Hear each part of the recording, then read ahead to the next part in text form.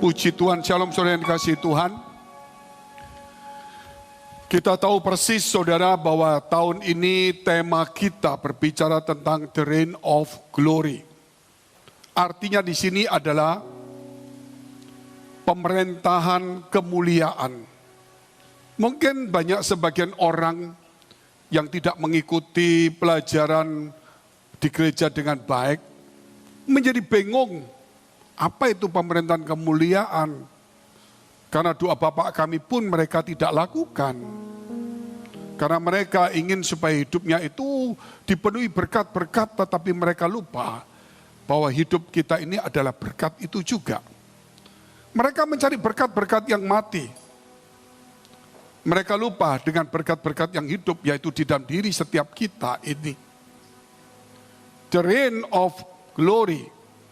Mungkin saudara sudah saya ceritakan, namun ada beberapa teman, mungkin khotbah ini diberikan ke teman lain, terus jadi bingung.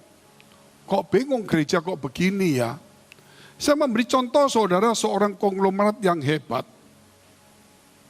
yang kaya luar biasa. Dia menyekolahkan anaknya ke luar negeri, dan kemudian anak itu lulus. Dan disekolahkan bahasa juga, sampai S2 dan bahasa yang lainnya juga. Anak itu tidak boleh pulang. Padahal papanya, ayahnya itu terlalu kaya. Anak itu diharuskan kerja di tempat lain. Sebagai seorang sales. Kerja dibentak, dimarahin. Kemudian setelah 3-4 tahun anak itu pulang. Tidak mewarisi langsung perusahaan bapaknya. Namun dia kerja sebagai supervisor. Jauh di atasnya itu saudara, itu ada direktur, ada CEO, dia masih di bawah sekali. Dari supervisor produksi menjadi supervisor sales, menjadi supervisor ini foto 7-8 tahun. Akhirnya anak itu baru kemudian menjadi manajer dan direktur, dan kemudian dia diresmikan menjadi pemilik, penerus dari orang tuanya. Demikianlah Yesus Kristus adalah Tuhan Allah, pencipta langit dan bumi. Kita diadopsi oleh Tuhan menjadi anak-anak Allah. Namun apa yang kita tunjukkan ketika kita menjadi anak Allah? Kita tidak mau bekerja. Kita mau menunjukkan ini loh, papaku bos. Aku di kantor, aku mau duduk naik kakiku, mau naik, mau apa? Yang penting bagi aku kan punya uang, punya kekuasaan. Inilah yang sebagian orang tidak mengerti di gereja. Yang mengutamakan berkat-berkat jasmani. Yang kita sebut teologi kemakmuran. Aku anak raja. Siapa yang mengatakan dia bukan anak raja? Karena Yesus adalah raja juga. Dia lupa bahwa Tuhan itu bukan hanya pencipta, bukan hanya raja. Tapi imam besar, imam agung. Yaitu dia selalu memimpin kepada kesucian. Dia lupa kalau dia harus dibentuk dulu. Melalui sekolah kehidupan di gereja. Dia tidak semena-mena harus menjadi anak raja. Tapi dia harus menunjukkan kemampuannya. Budi pekertinya, keluhurannya. Bagaimana dia dibentak oleh pemimpin, dia menerima dengan baik. Saudara. Itulah yang kita katakan kerajaan para imam. Bahwa kita akan mewarisi kerajaan surga. Karena Bapak kita adalah Raja dan Tuhan. Namun jangan lupa, Bapak kita adalah imam maha tinggi. Apakah kita mau semena-mena menunjukkan kepada dunia? Ini loh aku gereja anak Tuhan. Kaya bajuku sekian ratus juta, tasku sekian ratus juta. Apakah itu yang dipertunjukkan lebih mulia daripada budi luhur dengan ketulusan hati? Oleh karena itu bicara kemuliaan saudara, itu dalam bahasa Ibrani sekina atau glory. Mulia itu bukan menunjukkan kekayaan orang yang kaya bengis. Tapi menunjukkan orang mau kaya atau miskin, tapi yang berhati mulia. Sehingga Yesus menunjukkan seorang imam dan seorang Lewi yang ketika melihat orang yang dirampok, mereka coba kasihan. Padahal mereka seorang rohaniawan. Tetapi muncul seorang Samaria yang baik hati. Anggap aja pengusaha. Dia bukan seorang imam. Dia turun dari keledainya. Dia membopong. Dia membawa. Mungkin dia punya tugas lebih banyak. Karena dia harus rapat, meeting dan sebagainya. Taruh di penginapan, cari dokter, kasih duit. Kalau kurang, aku kembali, aku bayar. Yesus katakan mana yang benar? Apakah kita semena-mena sebagai seorang pendeta atau seorang pelayan Tuhan, terus kita menunjukkan yang apa yang Tuhan berkati? Kita lupa menunjukkan keluhuran budi kita. Oleh itu, sebab itu disebutkan the reign of glory. Pemerintahan kemuliaan. Yang kita nyatakan bukan kekuasaan, bukan otoriter, bukan kemampuan, kekayaan, kehebatan, kemegahan kita. Kenapa kita dipilih? Bukan soal karena kita hebat, bukan karena nanti kita akan diberkati, tapi budi pekerti kita, hati kita harus suci, budi kita harus luhur.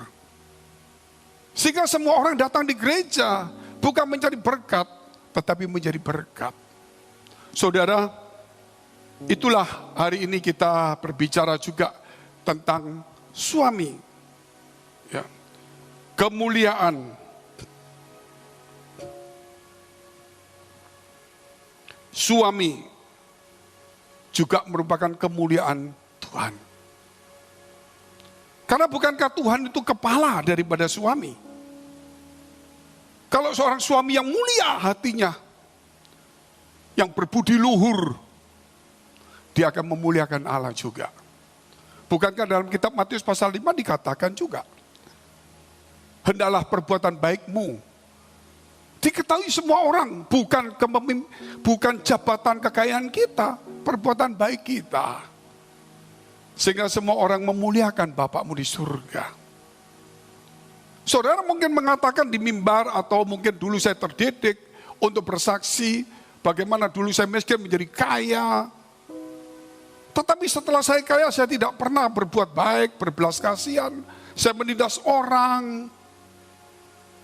Terus saya menceritakan lagi di tempat lain bahwa saya diberkati. Saya tidak melihat ada beberapa perusahaan yang saya jadikan korban. Tapi kita tepuk tangan. Seharusnya saudara, kesaksian kita itu bukan dari apa yang kita dapat, tapi apa yang kita keluarkan dalam kehidupan kita.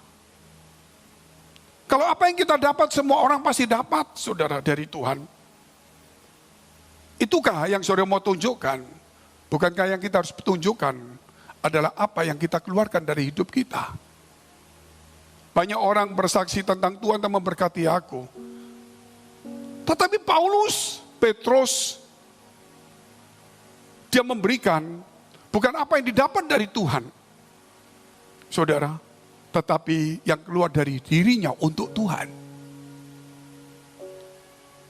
Kalau saya lihat dalam masa pandemi ini, orang masih belum juga menemukan jati dirinya.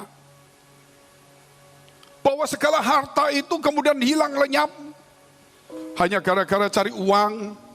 Mungkin jual galon, terpaksa menghidupi anaknya. Terpaksa. 3 bulan dia buka toko, dia mati. Anaknya umur 10-12 tahun, tidak ada orang tuanya. Hanya dia paksa supaya hidup. Dia lupa nyawa jauh lebih berharga daripada sesuap nasi. Jiwa lebih berharga daripada semua harta. Bukankah Yesus pernah mengajarkan juga menyelamatkan orang gila dengan mengorbankan ribuan babi? Itu orang gila, saudara. Tetapi ternyata kalau kita melihat orang-orang di dunia ini, bukan gila di pekuburan yang perlu diselamatkan. Mereka gila uang. Mereka menjadi gila bukan karena dirasuk setan. Sehingga mereka tidak menjadi suami yang baik, tidak menjadi seorang pemimpin yang baik, tidak pernah mencerminkan kemuliaan Allah. Saudara yang dikasihi Tuhan, Kita lihat dulu firman demi firman.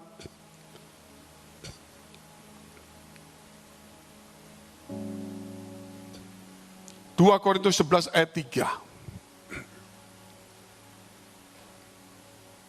Saya mengikut Tuhan sudah sekian puluh tahun. Tapi apa yang saya omongkan kepada teman-teman kerap kali tidak mereka mengerti.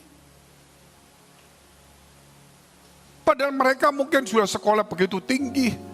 Mereka melayani sudah jam terbangnya tinggi. Mereka di gereja sudah membaca ayat firman sudah lebih tinggi.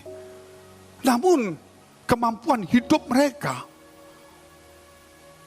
menerjemahkan firman dalam kelakuan hidup mereka tidak bisa diterjemahkan. Sehingga mereka hanya berpola agamawi, doa diperpanjang, pujian diperpanjang, puasa diperpanjang. Mereka lupa memperpanjang, saudara. Pelayanan mereka, berkat mereka, sepanjang jalan hidup mereka kepada banyak orang. Karena hidup ini saudara terlalu singkat. Kalau kita untuk memuaskan hawa nafsu kita tidak akan pernah selesai. Makanya di tengah jalan kita maka kita berkeluarga. Setelah di tengah jalan lagi kita punya anak. Di tengah jalan lagi kita sudah menjadi tua ditinggal anak kita. Di tengah jalan lagi kita sudah tidak berdaya di tempat tidur. Kekuatan tidak ada, dulu orang memuji kita, sekarang tidak ada. Ngambil secangkir air saja kita tidak mampu. Orang harus menonton kita, menolong kita ke kamar kecil. Itu akan kita hadapi juga. Mungkinkah kita masih kuat, kita mempersiapkan? Oh, tenaga saya simpan Pak, untuk hari tua tidak ada. Yang bisa lakukan tenagamu sekarang dipakai untuk menolong mereka yang tidak berdaya. Itu yang paling penting. Kita lihat dulu. 2 Korintus 11 ayat 3. Tetapi aku takut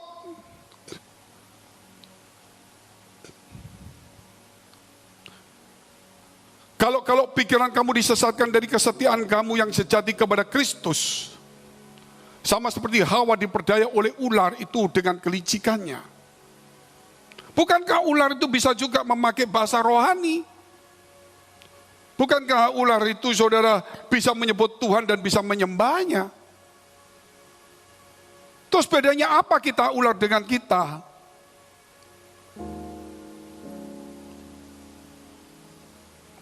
Jadi disinilah letaknya harus ada perbedaan jelas. Bahwa sekarang ini kita yang tertipu dengan tipu daya ular. Jangan lagi ada orang yang menipu. Entah di dalam usaha, entah di dalam pelayanan, entah di dalam saudara kerohanian seperti ahli Taurat orang Farisi. Yang berpakaian putih, khotbahnya bagus, puasanya, tapi hatinya penuh dengan keserakahan ambisi. Seperti saudara, kita melihat Yudas Iskariot.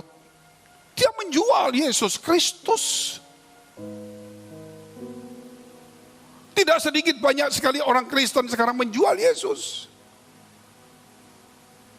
Dia melayani, menggambarkan diri kepada orang-orang tertentu. Dia tahu orang ini salah. Dia tahu orang ini jahat. Dia tahu orang ini pemeras kejam. Dia melayani, oh Bapak bagus. Karenanya setiap bulan dia dikasih mungkin 10 juta. Dia lupa Tuhan memberikan dia kehidupan. Saya punya satu pengalaman. Ada seorang pegawai, gajinya puluhan juta. Bosnya terlalu kaya. Akhirnya bos ini saudara, mengambil satu keputusan salah. Karena salah, dia ingin menghukum orang-orang yang tidak terlibat sepenuhnya. Hanya cuman melampiaskan sakit hatinya. Sehingga orang yang tidak berhubungan langsung dikaitkan dengan uangnya. Dia membayar ini, membayar itu, pengadilan semuanya. Memaksakan orang yang tidak bersangkutan langsung harus dihukum. Uang berbicara, bukan kebenaran. Dia punya uang, dia gunakan uang untuk menyusahkan orang, bukan untuk memberkati orang. Dia sudah menjadi hamba uang dengan kekejamannya. Kalau dengan uang dia berbuat baik, dia menjadi tuan atas uang itu. Pegawainya melihat tuannya nggak beres. Apalagi tuannya itu melibatkan sampai yang tidak ada urusan. Pendetanya sendiri yang tidak tahu urusannya. Mau dimasukkan ke penjara. Pegawainya lihat dia bukan dari gereja yang sama.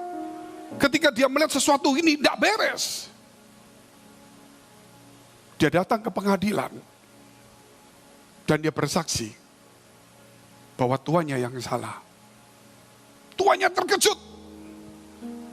Dia dipecat. Dia harus membayar sebagainya dan sebagainya. Dia biasa, saudara. Dia bukan seorang pekerja. Dia jemaat yang biasa-biasa saja. Justru yang memenjarakan ini, pekerja. Disinilah letaknya saudara, kedudukan dan uang. Itu bukan untuk suatu kemuliaan. Namun hati, budi yang luhur itulah kemuliaan. Ya, saudara mungkin mendengar ini kelihatannya terlalu jauh. Betul. Karena Yesus sudah katakan di akhir zaman, orang akan mencintai dirinya sendiri dan menjadi hamba uang. Jadi kalau kita bicara seperti ini, sulit untuk didengar oleh mereka. Mereka tidak mengerti. Omongan kok terlalu bingung ya. Terlalu filosofi gitu saudara. Padahal itu firman Allah kehidupan. Apa yang ingin orang lain perbuat bagi kamu, perbuatlah untuk mereka. Mudah kan? Kalau kamu ingin ada orang punya hati mulia, kenapa kamu gak ingin punya hati mulia?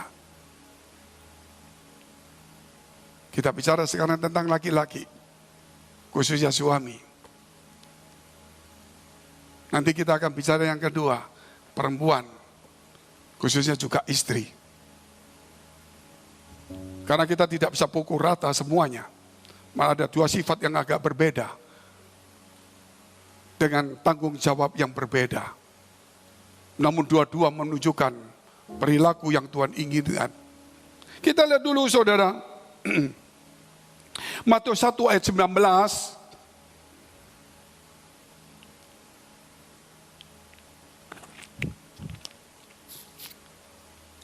Karena Yusuf, suaminya Maria saat itu, yang kemudian melahirkan Yesus.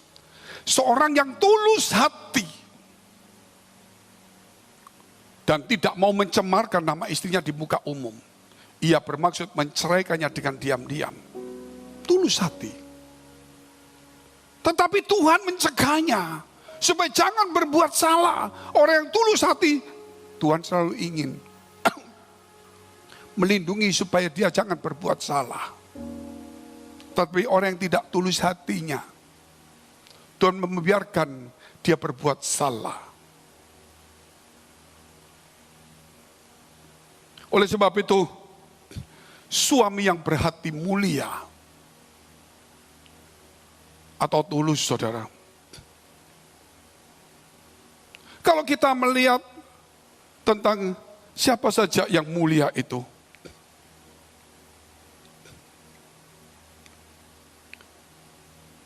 kita lihat bagaimana Abraham. Hatinya mulia. Dia punya anak, dia punya istri, dia punya pegawai. Dia menolong Lot, kerabatnya. Sampai juga menjadi besar. Tapi ketika pegawai dengan pegawai bertengkar karena rumputnya, saudara, terbatas, sedang kambing dombanya semakin besar, terjadilah pertengkaran karena punya rasa tanggung jawab. Diselesaikan oleh atasan mereka. Satu atasannya Abraham, satu adalah Lot. Lot adalah keponakan dari Abraham. Abraham tidak semena-mena mengatakan, karena aku loh kamu menjadi kaya. Karena aku kamu ada di sini. Papamu sudah meninggal, kamu ikut aku. Masa tidak hormati ini paman? Tetapi dia katakan, Lot, kita kerabat. Buat apa kita bertengkar? Kamu pilih aja tempat yang mana kamu mau. Kamu kalau pilih sana, aku di sini deh. Kalau kamu pilih sini, aku di sana. Adakah orang seperti itu? Bukankah kita disebut anak-anak Abraham secara iman? Bukan bicara Abraham disunat terus kita ikut disunat. Tapi kita bicara soal anak Abraham secara iman. Kalau Abraham punya iman, kenapa kita tidak punya iman seperti itu? Kok kita selalu berbicara tentang lahirianya? Sehingga di gereja kita ngomong, saudara, menimbulkan agamawi baru, gereja perlu ini, perlu sunat, perlu kerodong, perlu ini. Kita lupa bahwa firman itu tidak berbicara soal pakaian, soal nampak di luar, tetapi yang ada di dalam, yang akan keluar. Naaman dengan pakaian yang hebat sekalipun, dengan pakaian panglima perangnya, Tuhan bersihkan tubuhnya yang kusta melalui sungai Yordan dengan menenggelamkan dirinya 7 kali. Akhirnya dia menjadi bersih. Sehingga Naaman ingin memberikan semua hartanya dan dia menyembah Tuhan. Tapi kita ingin merebut pakaian perangnya Naaman. Kita tidak pernah melihat rencana Allah itu dalam diri kita. Nabinya tidak disebut panglima dan tidak pernah mendapatkan anugerah panglima perang. Tetapi dia bisa memulihkan. Itulah tugas dari Tuhan, saudara, dan kita semua hari ini. Dalam diri kita yang perlu dirubah. Kalau kita mau minta anggur yang baru, itu bicara tentang Roh Kudus. Kita bicara anggur yang baru, itu bicara sukacita, damai sejahtera. Kita bicara anggur yang baru, kita mungkin bicara kebahagiaan. Dan firman Allah, kerbat itu harus menjadi baru dulu. Hati kita harus mulia, saudara. Kalau hati kita tidak mulia, sulit. Saudara lihat contoh-contoh Alkitab. Ishak, apa kemuliaannya Pak? Dia mau dipersembahkan sebagai korban. Dia tidak memberontak. Karena dia tahu bahwa bukan hal yang baik itu, saudara, yang perlu dipertunjukkan itu apa yang didapat dari Tuhan tentang kekayaan materi. Tetapi apa yang Tuhan kerjakan di dalam dirinya keluar. Dia ingin menunjukkan Tuhan bekerja di dalam dirinya. Sehingga dari dalam itu keluar sesuatu yang indah, yang baik, yang mulia. Bukan apa yang didapat. Dia diikat, dia diam. Dia berkata, Papa, semua sudah ada. Mana dombanya? Papanya diam, diikat dia. Oh, aku dombanya. Dia memberikan dirinya. Dia bukan meminta. Namun gereja sekarang banyak meminta. Sudah kehilangan kemuliaan dan kemuliaan, saudara. Oleh sebab itu kita perlu kembali kepada kemuliaan hati. Bukan hanya itu, kita harus perlu memperbaiki hati kita menjadi murni kembali. Mazmur 24 ayat 3 dan 4. Kita senangnya kalau dengar itu sesuatu yang diberkati, saudara. Saya ikut Tuhan 3 tahun, langsung punya bank. Maksudnya Bank Santoso. Saudara. Mungkin bank apa, saudara? Bank Agus itu. Orang senang seperti itu. Kalau gitu aku ikut Tuhan dong, semangat dong. Bakal aku dapat sesuatu. Dia lupa. Apa yang didapat secara fisik ini akan hilang. Tapi Tuhan ingin masuk di dalam hati kita. Untuk mengeluarkan sesuatu dalam diri kita kepada keluar. Itulah air kehidupan yang akan memancar dari hati kita keluar. Bukan berkat yang kita tarik simpan. Saudara. Kita lihat terus ayatnya dulu. Siapakah yang boleh naik ke atas gunung Tuhan? Siapakah yang boleh berdiri di tempatnya yang kudus? Orang yang bersih tangannya. Ya sekarang pandemi orang cuci tangan semua. Tapi belum tentu dia bersih dalam pekerjaannya, dalam pelayanannya juga. Dan murni hatinya, yang tidak menyerahkan dirinya kepada penipuan, dan yang tidak bersumpah palsu. Sampai di sini. Kalau saudara mau baca ayat 5, itu yang paling menarik. Daripada ayat 1 sampai ayat 3 sampai 4. Kita dulu lihat ayat kelima. Itu yang menarik bagi orang-orang yang ingin dapat berkatnya. Lupa untuk mengizinkan Tuhan bekerja dalam dirinya. Untuk mengeluarkan sesuatu yang keluar dari dirinya. Ayat 5 kita lihat. Dialah yang akan menerima berkat dari Tuhan. Oh, itu yang kita cari, Bapak. Dan keadilan dari Allah yang menyelamatkan dia. Dia tidak mencari siapakah yang boleh naik di gunung Allah. Siapakah yang boleh berdiri di tempat yang kudus. Semua berbondong-bondong mungkin supaya menerima berkat.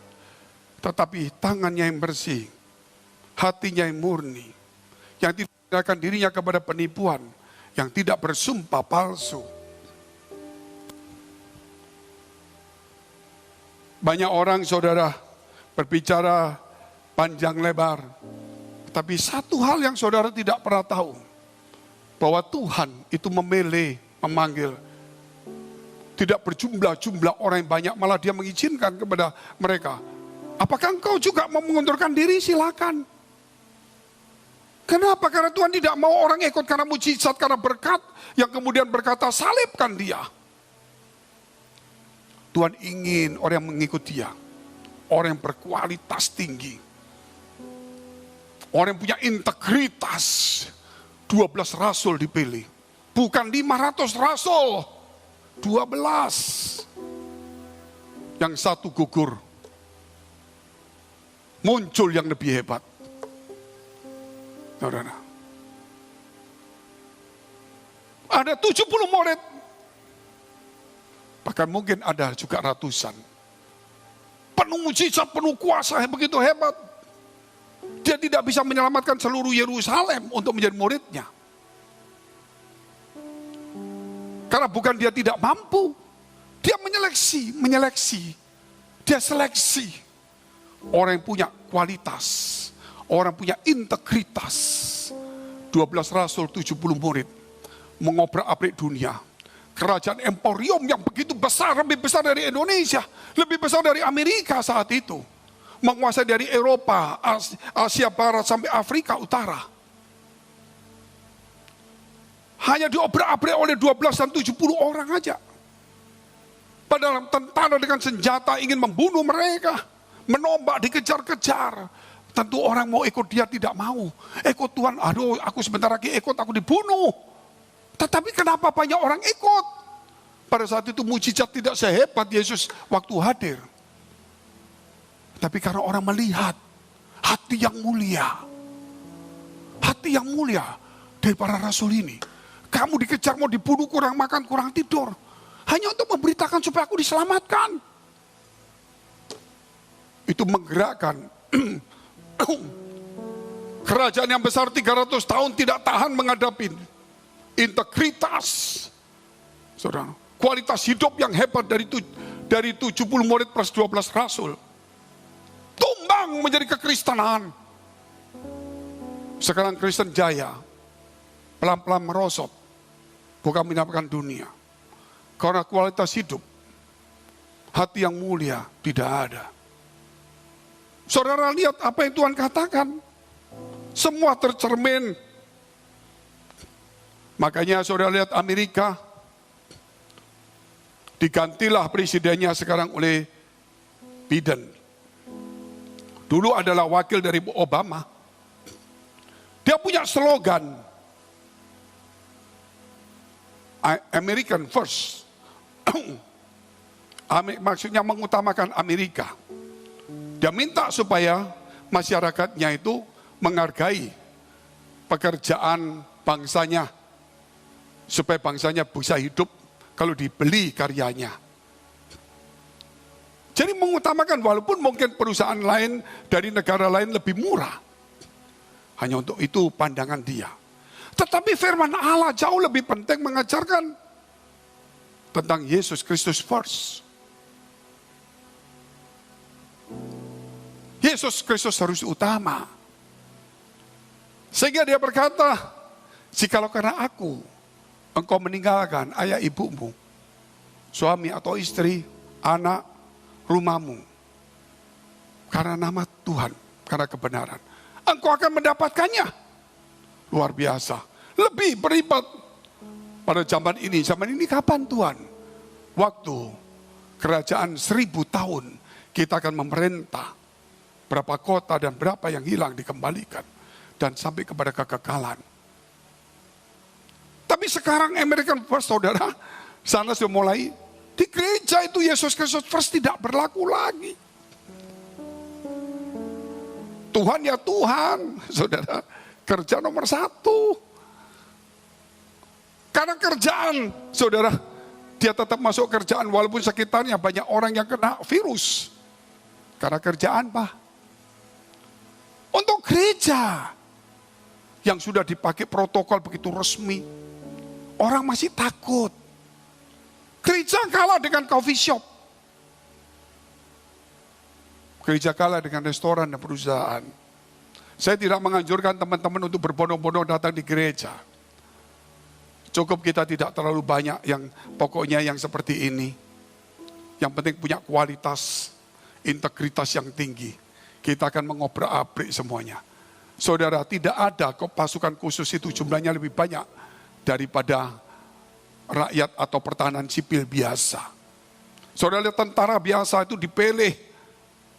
Dari mungkin 10-100 dipilih 2. Dijadikan dilatih khusus. Itu disebut tentara khusus. Dan Tuhan itu selalu sudah mengkhususkan kita dari dunia ini. Sebenarnya kita adalah prajurit tentara khusus. Saya sudah khusus, Pak. Khusus apa? Mengumpulkan harta. Luar biasa. Saya sudah khusus, Pak. Khusus apa? Ya supaya terpopuler, Pak. Dan sebagainya. Ini Tuhan mau datang, saudara. Yang Tuhan sudah nyatakan tuh mau datang. Dan semua orang tahu Tuhan mau datang. Tapi pura-pura tidak mau tahu. Mungkin 20 tahun lagi tidak lama lagi. Kita masih punya kesempatan untuk berbuat sesuatu. Amin.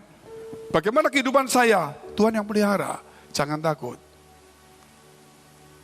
Bagaimana Bapak kalau ngomong gampang? Saudara tahu. Saya sejak tahun 89. Maaf ya. 84. Lebih ya. 89. 85 menikah. 89, saudara, ya, saya sudah hampir tidak kerja. Sampai sekarang, saya tinggal di Singapura. Saya bukan seorang pendeta waktu lalu, dan sekarang saya jadi pendeta, sudah 15 tahun. Saya tidak mengambil uang dari perpuluhan. Saya melarang orang untuk menerima persembahan dari luar. Bukan berarti saya kaya. Saya hidup dalam pemeliharaan Tuhan. Tinggal di Singapura, saudara berkata, murah. Saudara datang di sini sewa, saya di sana sewa. Sewa di sini saudara mungkin sebulan, 1 tahun mungkin 100 juta. Di sana 2 bulan 100 juta, 2 bulan. Saya berkata begini bukan meminta. Tapi saya mau mengatakan pemberian. Saya tidak menceritakan saudara, kok Tuhan diberkati. Tapi saya ingin mengeluarkan apa yang Tuhan kerjakan dalam hati saya. Sejak tahun 90, saya melayani Tuhan sebagai seorang penginjil ke negeri Belanda, kemana-kemana. Misi ke Irian, ke NTT, mana-mana. Sampai hari ini nggak ada masalah. Saya sudah terbiasa untuk berkorban. Saya bukan terbiasa untuk menjadikan orang jadi korban. Ketika saya datang kepada seseorang, saya datang ke teman saya SMA. Ya lama tidak ketemu. Tapi ya pernah kenal lah saudara. Terkejut lihat saya jadi pendeta. Dalam situasi pandemi, saya telepon dia. Nggak pernah telepon saya. WA saja mungkin saudara. Lama tidak pernah jumpa dan saya dengar dia punya perusahaan besar. Saya WA saja sama dia. Maksud saya, mungkin situasi sulit ini saya bisa memberi kekuatan. Bagaimana keadaanmu pandemi ini? Dia langsung bilang, sekarang yang penting doa. Mungkin dia merasa banyak pendeta minta bantuan. Saudara, sehingga langsung reject seperti itu. Saya tidak pernah menyalahkan, karena dunia sudah kehilangan Tuhan itu sendiri. Saudara percaya Tuhan. Saya yakin saudara percaya, saya percaya. Tapi saudara kehilangan Tuhan di tengah kepercayaanmu. Karena apa saudara? Karena engkau tidak pernah membuat Tuhan itu hidup di dalam hidupmu. Engkau hanya menjadikan Tuhan satu kepercayaan. Bukan satu kepercayaan saja, satu kehidupan. Akulah jalan kebenaran dan hidup. Kehidupan nyata dalam kehidupan kita. Bergaul akrab bersama-sama. Kita lihat yang ketiga. Berbudi luhur. Suami berbudi luhur. 1 Timotius pasal 3 ayat yang keempat. Ayatnya terlalu banyak kalau saudara lihat itu. Kita akan kapan-kapan belajar karakter itu. Seorang kepala keluarga yang baik disegani dan dihormati oleh anak-anaknya. Bagus.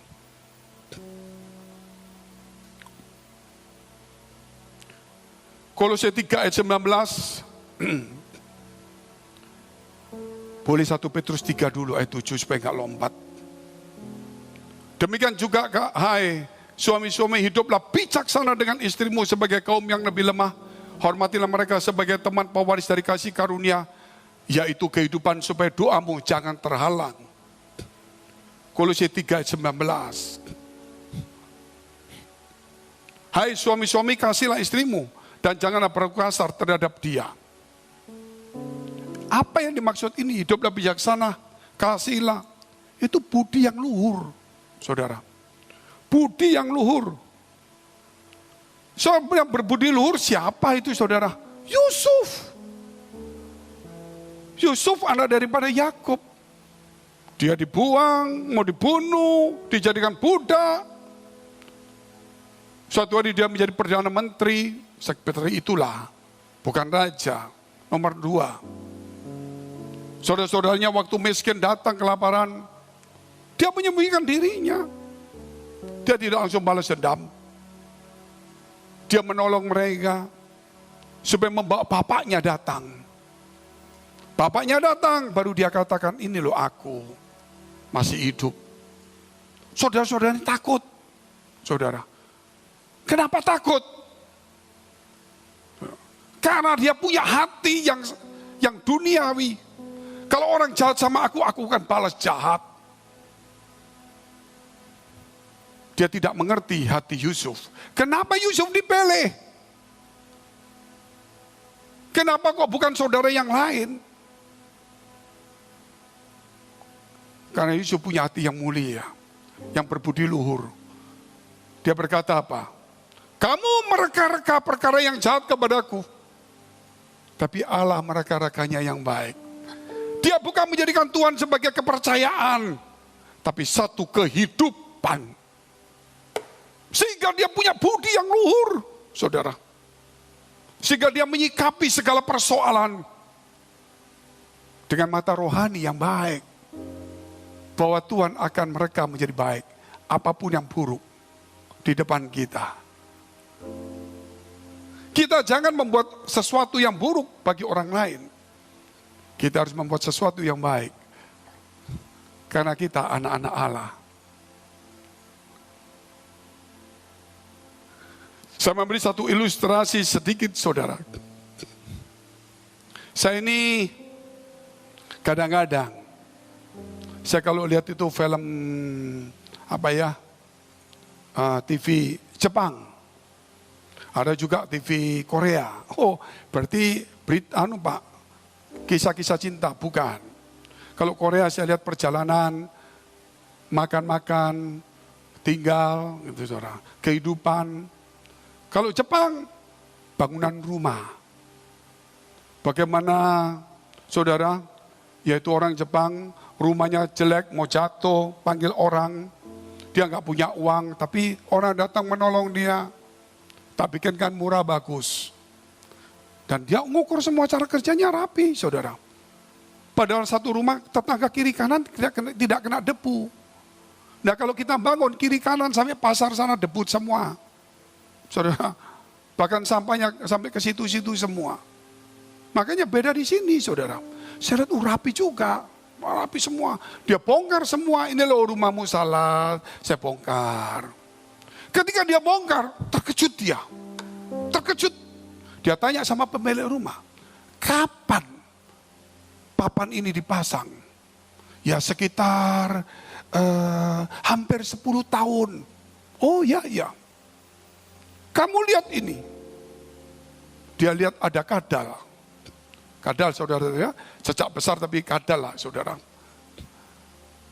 Itu kakinya tertusuk paku.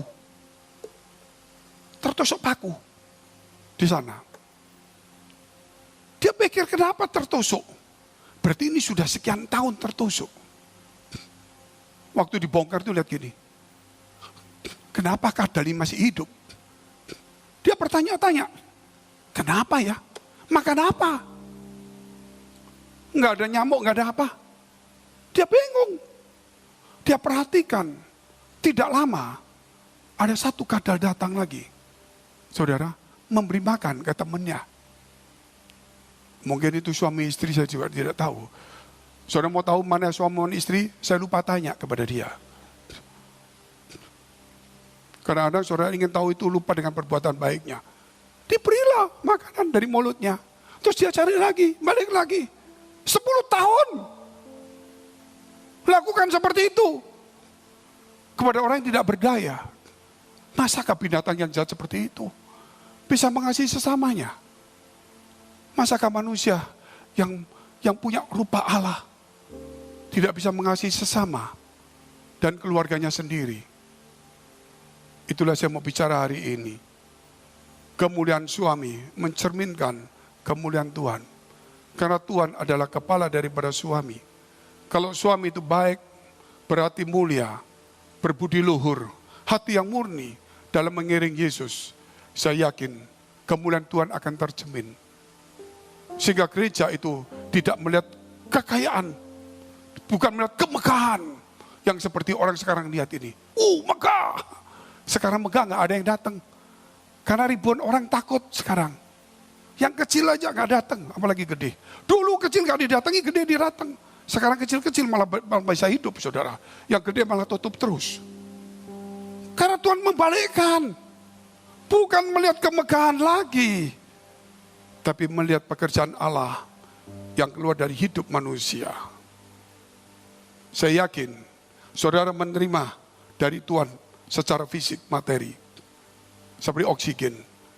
Tapi saudara lupa. Allah sedang bekerja keras di dalam hidup kita. Bukan memberi. Dia bekerja di dalam diri kita.